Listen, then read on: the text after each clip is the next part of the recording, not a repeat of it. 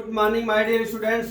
आज मैं आपको क्लास 12 मैथ लेसन 3.1 मैट्रिक्स का जो है क्वेश्चन नंबर 8 और क्वेश्चन नंबर 9 लेके आया हूं एक्सरसाइज का। इसमें क्या दिया है, 8वीं सवाल, ए आई से into M into E is the square matrix. तो जब ये भी आपको एक चीज बता दूं, स्क्वायर मैट्रिक्स इज क्या होता है, हमने आपको थ्योरी लिखा है, स्क्वायर मैट्रिक्स तभी होगा जब रो एंड कॉलम क्या होगा, बराबर होगा। क्या होगा, हमने आपको बताया है कि जब भी स्क्वायर मैट्रिक्स कब होगा, जब स्क्वायर मैट्रिक्स तब होगा रो इज इक्वल टू कॉलम। जब भी रो इज इक्वल टू कॉलम है, तब यहां पे क्या दिया, ए मैट्रिक्स, इसमें एलिमेंट दिया a i j m into N is the square matrix. तो अब इसमें विकल्प दिया है अपना क्या, a m less than 9, m b m greater than 9, c m equal to 9, d none of this. तो यहां पे देख लीजिए हमारा सी वाला ऑप्शन जो है, सी वाला option M is equal to N, that is the right answer. कौन सा, सी।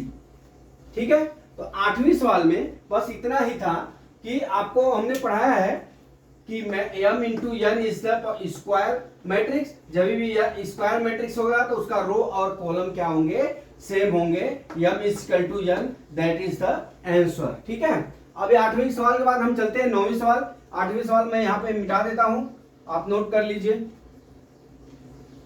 ठीक है, अब हम 9वीं सवाल पे चलते हैं, 9th सवाल एक्सरसाइज का।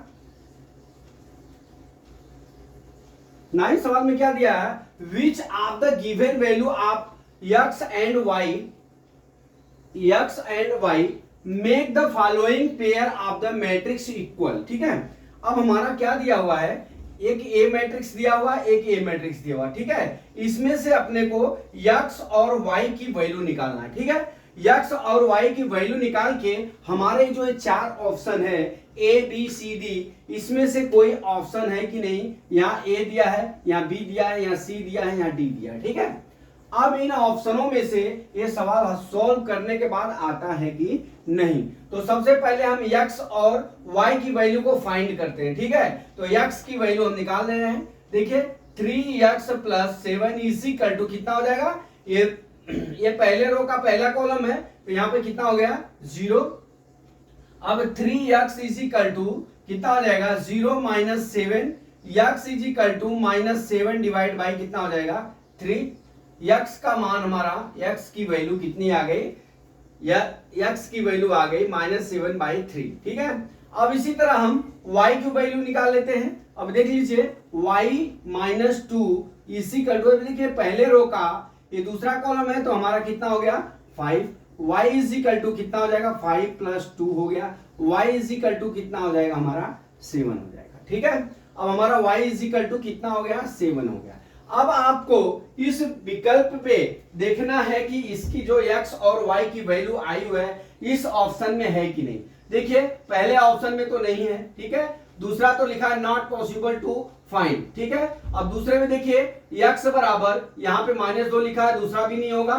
ठीक है, अब तीसरा में देखिए, तीसरा में भी नहीं होगा, तो हमारा क्या हो जाएगा, हमारा बी आंसर हो जाएगा। क्या, बी आंसर हो जाएगा,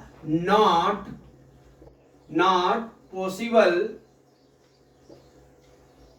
टू फाइंड।